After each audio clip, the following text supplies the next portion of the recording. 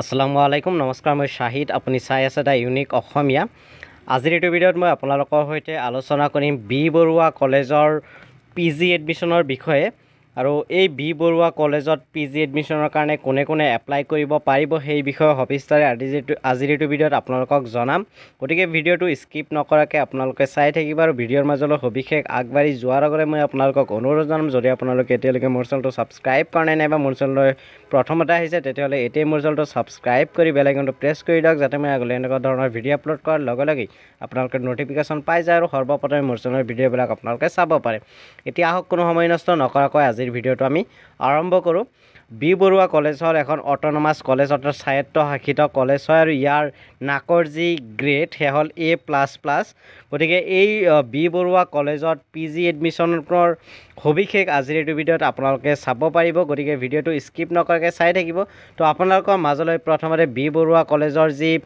official notice সেই official নোটিছখন দেখুৱাব বিচাৰিম আৰু অফিচিয়েল নোটিছখনত কি লিখিছে সেই বিষয়ে আজিৰ এই ভিডিঅ'ত মই সবিস্তাৰে আলোচনা কৰিম ইয়াতে আপোনালোকে দেখা পাইছে বি বৰুৱা কলেজৰ যি অধ্যক্ষৰ কাৰ্যালয়ৰ ফালৰ পৰা এই নোটিছখন দিয়া হৈছে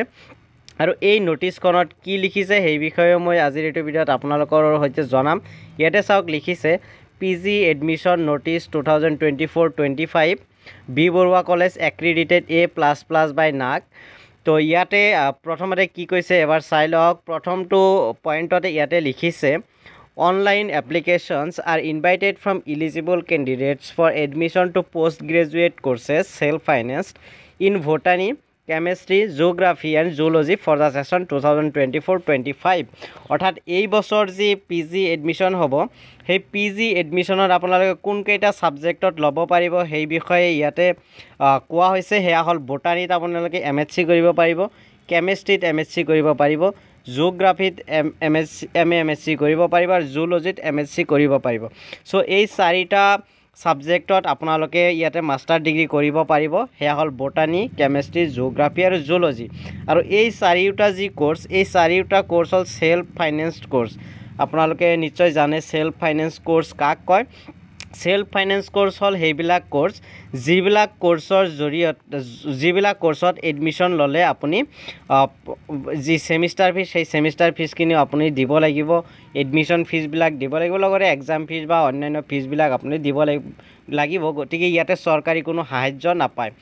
নাম্বাৰ 2ত কোৱা হৈছে আপোনালোকে কেনেকৈ ফৰ্ম ফিল আপ কৰিব আপোনালোকে ইয়াতে কোৱা হৈছে http:// ইয়াতে লিখিছে যি biboruacollege.online.co.in এইটো পোৰ্টেলত গৈ আপোনালোকে এই যি পোৰ্টেল ইয়াতে দেখা পাইছে এই পোৰ্টেলত গৈ আপোনালোকে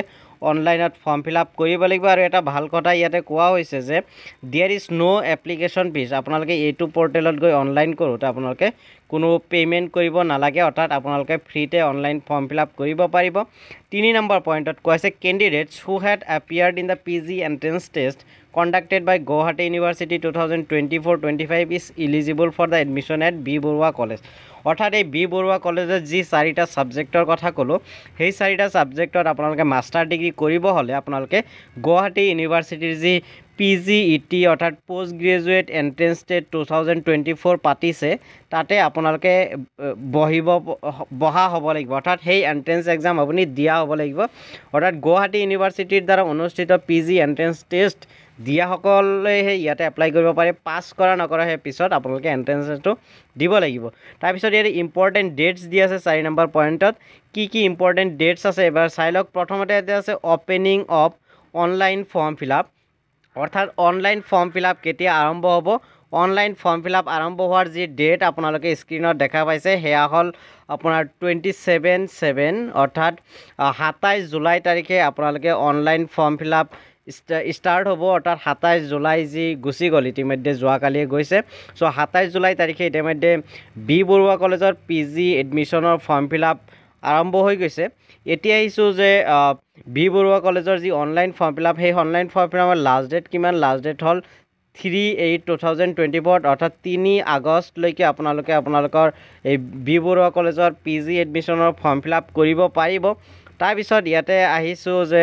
5 নম্বৰ পইণ্টত দিয়া হৈছে date of admission tentative date এটা দিয়া হৈছে এডমিশ্যনৰ টেণ্টেটিভ ডেট হ'ল 6 আগষ্ট অৰ্থাৎ 6 আগষ্ট তাৰিখে সম্ভৱতঃ আপোনালোকৰ এডমিশ্যনটো আৰম্ভ হ'ব বা এই ডেটটো চেঞ্জ হ'ব পাৰে যিহেতু টেণ্টেটিভ ডেট হয় 6 নম্বৰত কি কৈছে এবাৰ চাই লওক 6 নম্বৰত কোৱা হৈছে যে the exact date of admission and time will be notified in due course of time অৰ্থাৎ যি এক্সাক্ট এডমিশ্যন ডেট আৰু টাইম সেয়া